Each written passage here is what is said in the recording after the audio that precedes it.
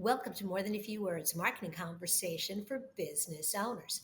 This is your host, Lorraine Ball. And today, I want to talk about an agile approach to your business. Now, many of you may be thinking, as small business owners, this doesn't apply to you, but this methodology can change any business. And to have a conversation about an agile approach, I've invited Helene Gidley to join me. She is the founder of A2 Agile Incorporated. This vibrant entrepreneur and agile coach is celebrated for her ability to get things done. With more than 40 years of experience, she can show you how to use the powerful agile project management techniques to get things done and build your best life. Helene, welcome to the show. Thank you for having me, Lorraine. I appreciate being here, and sharing the practices that we use at our company, that my business partner Thomas Malash and I have honed over the years and have used in our most recent book. So I'd love to share with folks some quick snippets of what they can do to help get things done. I love that. And so let's start with some basics.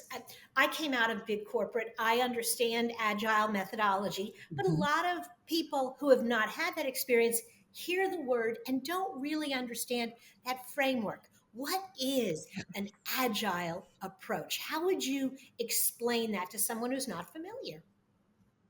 So for all of us in the agile field, it is really about visibility, keeping your work visible, and really responding to change.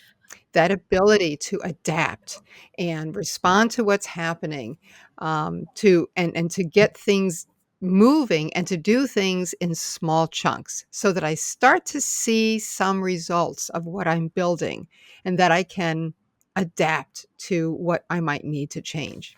So that's it really in a nutshell. Awesome. Okay, so life as a small business owner, ran a company for almost 20 years. I can tell you things change all the time. What Yeah. kind of systems should I think about implementing to help me deal with some of the onslaught of chaos? How do I think about my life in little bites? Well, and that's just exactly the beauty of the art of agile living, the method that my business partner and I have been honing. And that is we work best with small business owners, right? People who have so much coming at them and that you're trying to juggle a lot of things that it's easy to begin to lose things or to find yourself just working nonstop and losing touch with your family and the rest of your life. So for us, it's learning to break your work down into smaller chunks, keeping your work visible, and working through that visible list of your work on a more organized fashion, right? Ordering your work in the order it will need to be getting done. So it's a little bit of everything that we talk about in keeping things small and visible and um, uh, incremental. Okay, I want to go back because you've used this term several times. What do you mean when you say keeping your work visible? And that's exactly the beauty of what we do. So agile teams talk about putting their work on cards and putting them on the wall. And when you look at a lot of agile, even the online electronic tools, they're all simulating a physical wall. So I take it right back to that physical practice. And there's a whole host of psychology on why I do that. And that's all in the book. I won't cover that here. But trust me to say that there's a lot to be said for having something tangible. So I take it and put it back into the tangible, and it's either on your wall or on a sheet of paper in front of you in small sticky notes, right? These 1 by 2 inch sticky notes are how I organize my work, and I keep it visible in front of me so I can stay focused on what I need to be doing now and next. I- That is such an interesting, in a way, old school approach, but also very modern. This idea of taking your task list out of your notebook where you can kind of ignore it and taking Mhm. it and putting each individual task or thing right in front of you so it keeps staring you in the face. Because I got to tell you, I procrastinate just a little bit. And you're not alone, and so are so many of us. It's hard to get going on projects often. Mhm. And so the beauty of what I do, it's not just my task list that I have in front of me. I make sure I have in front of me all the hard demands on my time. As a small business owner, you probably have meetings and meetings with clients. You may have investors. You may have meetings with your teams. You have things that are hard demands on your time that you need to get done. And those are usually at set times during the day. Mhm. Well, the moment you start laying that out on your paper and it looks like your calendar, and now you intersperse the work you want to get done, right? Your tasks. Now you start to realize why it's so hard to get things done in your day, right? If you're very overscheduled, then how do you fit in time to write that report or to put that quote together for the client? That's why you're working until 8 p.m. You know, it's funny, way back in my corporate days, I had two time blocks every week that I just had listed on my calendar as, I think, MBWA. Okay. And they were two 1 hour blocks. And I didn't tell anybody what MBWA was. And Mhm. finally, one day, my assistant came to me. We'd worked together for about 6 months. And she's like, okay, what is this? Can I schedule something in that time slot? I was like, no, that's my management by walking around time.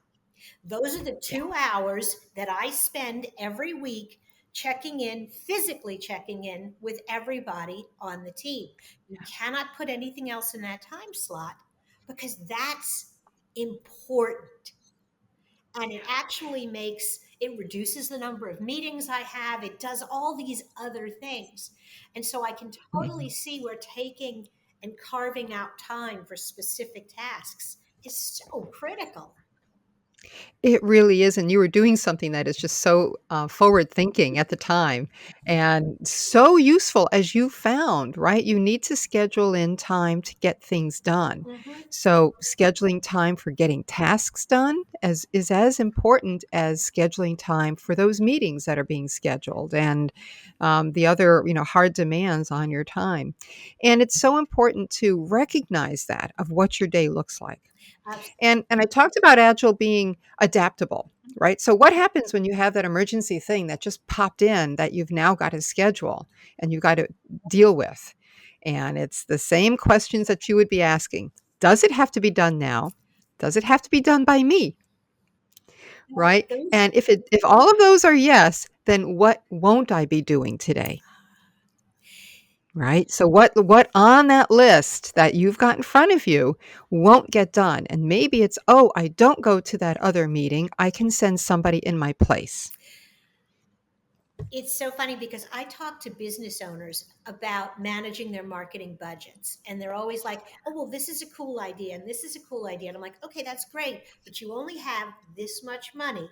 So, what are you going to give up?" And what you're talking about is treating your time Yes. like a resource that is as Mhm. valuable as the money in your marketing budget.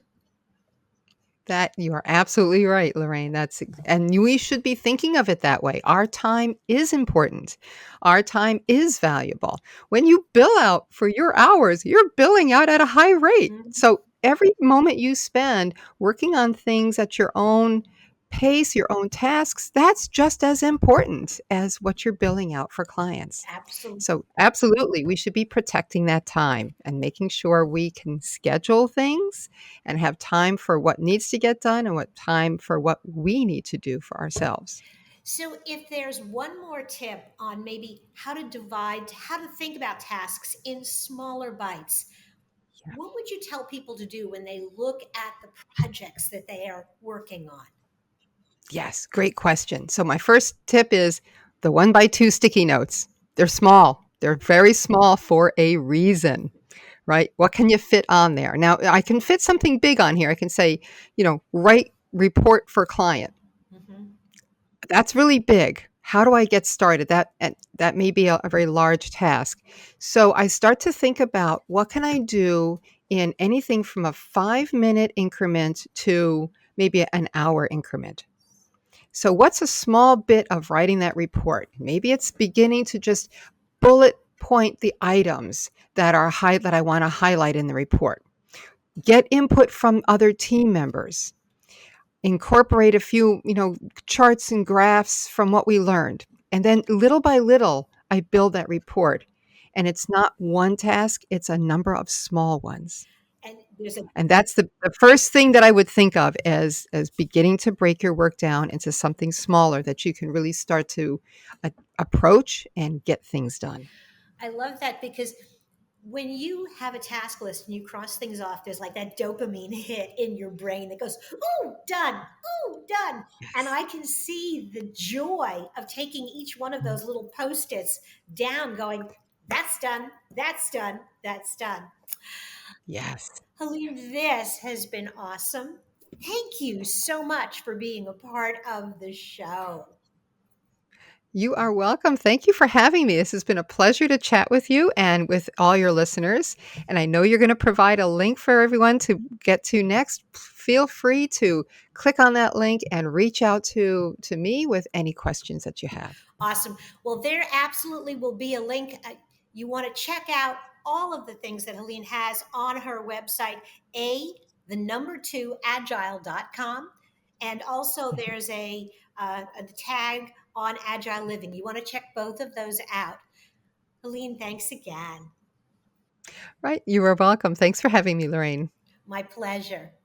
If you've enjoyed this conversation, if you'd like to find other resources for your business, subscribe to More Than a Few Words wherever you listen to podcasts.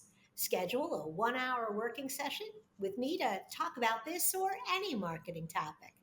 This has been another episode of More Than a Few Words. Thanks for listening.